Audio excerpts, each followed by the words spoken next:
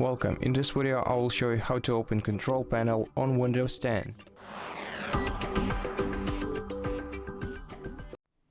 The first way to do this is by simply opening the start menu, and then you have to start typing control, and once you see the control panel result on your screen, just click on this icon, and this way you will open the control panel.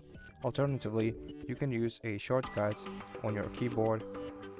Windows and R buttons pressed simultaneously will start the run application, and here if you input control and then press enter, it will also open the control panel. So that's how you do it. Thank you for watching this video.